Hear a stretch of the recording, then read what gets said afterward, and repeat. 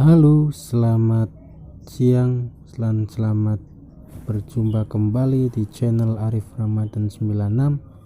Kali ini saya mau ngasih informasi penting tentang gimana bahayanya kita meminjam Shopee PayLater atau SPayLater.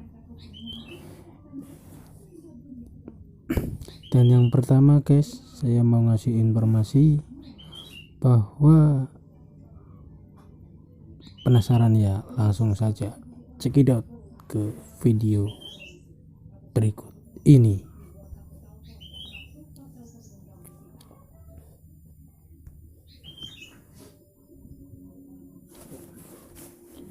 Jadi gini guys, saya mendalami kasus saya pribadi ya. Jadi bahayanya kita meminjam Shopee PayLater atau SPayLater itu, dia itu bekerja sama dengan Shopee ya. Jadi bukan asli dari Shopee-nya, tapi bekerja sama dari Shopee sendiri. Dan Shopee PayLater itu dimiliki oleh PT Commerce Finance guys. PT Commerce Finance itu bergerak di bidang finansial atau pinjaman ya. Beda guys antara Shopee PayLater dan Shopee pinjam. Kalau Shopee PayLater itu kita kredit barang dengan cara cicilan, kalau Shopee pinjam itu kita meminjam uang nanti ditransfer ke rekening kita ya. Jadi bisa beda. Nanti di video next selanjutnya akan saya bahas juga tentang Shopee pinjam. Dan yang pertama kita bahas dulu tentang bahayanya Shopee PayLater. Jadi di Shopee PayLater sendiri ini ternyata dia terdaftar di dalam OJK ya guys. Terdaftar di dalam OJK. Jadi otomatis jika kita galbay atau telat bayar di Shopee PayLater ini, nanti slik kita itu akan rusak atau akan tercantum dengan rapot merah lah ibaratnya, bila kita mau meminjam di suatu bank atau di yang secara umum mengecek dengan slik OJK. Jadi gini guys, pengalaman saya pribadi nih ya, saya sendiri sudah lama ini saya enggak ngecek ya, lupa, sampai saya lupa kalau saya itu dulu pernah pinjam di salah satu SPayLater ini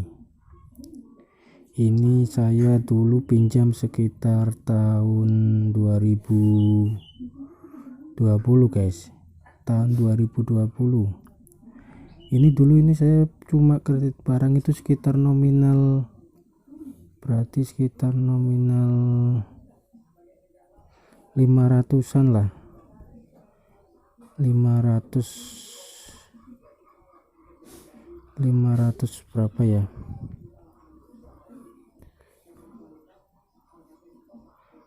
sekitar 560 berapa gitu guys.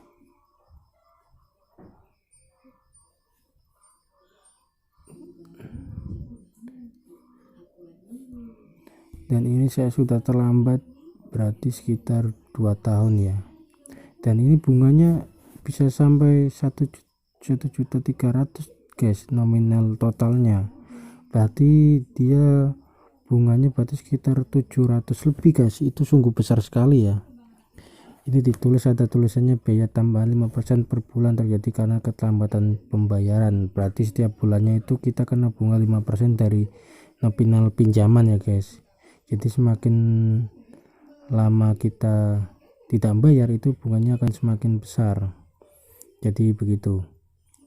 Dan gimana sih bang, kalau kita mau minjam ke bank terus kita masih punya tunggakan Shopee PayLater, misalnya kita mau mengajukan dana kur ya, ini pengalaman pribadi saya guys.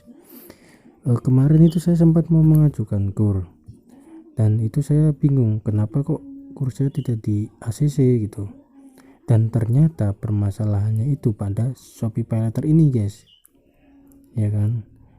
Saya baru ingat, saya tanya ke marketingnya, Mas kenapa kok punya saya kok nggak disurvei, ada apa? Ternyata di Slick OJK saya ini masih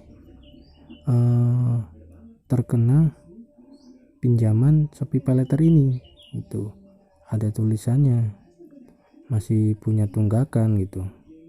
Dan saya tanya lagi, oh berarti Shopee PayLater termasuk OJK ya Mas? Iya Mas, termasuk OJK. Jadi gitu. Dan saya tanya lagi guys, misalkan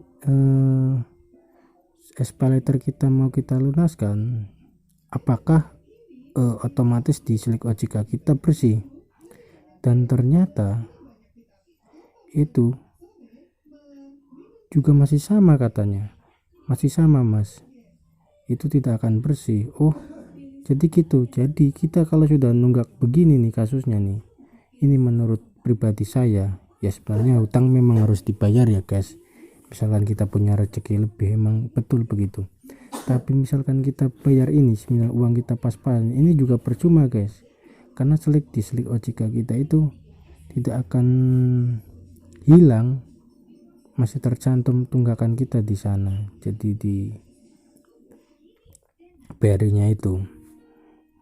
Jadi begitu. Misalkan kita punya dana pas-pasan ini, kita niat kita cuma mau di ACC sama dana kur pinjaman bank BRI atau Mandiri atau sebagainya ya, ini kita mau ingin lunasi ini, jadi percuma, nanti di sana juga nggak bakal di ACC kembali karena masih tercantum. Nah gitu guys, itu informasi penting lah menurut saya. Karena misalkan uang kita pas-pasan, kita mau niatnya mau ingin dapat pinjaman kur, dan Slick OJK kita ternyata masih tercantol di gara-gara di Shopee PayLater ini. Nah itu, saya pribadi misalkan uang kita pas-pasan, mending jangan dibayar dahulu, karena percuma juga nggak bakal di ACC guys. Gitu guys, pengalaman pribadi saya sendiri ini. Ini saya langsung tanya sama orang kantornya BRI ya, jadi 100% akurat guys. Ini sungguh bunganya emang besar sekali guys. Ini saya cuma pinjam sekitar 600-an ya, barang ya, nggak ada 600 ini. Di tahun 2022 ini bisa sampai 1.300.000, itu kan gila. Jadi gitu guys, misalnya kita punya rezeki banyak ya kita lunasi, nggak apa-apa, itu jauh lebih baik ya kan. Misalnya kita masih pas-pasan, cuma masih cari pinjam sana pinjam sini, saya rasa ya jangan dulu lah kita lunasi, karena di Slick OJK kita juga sudah tercoret dan percuma, karena juga nggak bakal di ACC.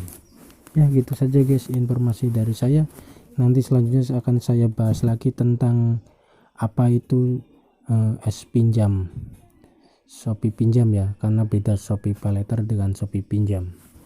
Oke guys, cukup sampai di sini informasi dari saya, dan terima kasih karena sudah mengikuti channel saya dari awal sampai akhir tanpa di skip ya guys. Dan jangan lupa bantu subscribe and comment ya.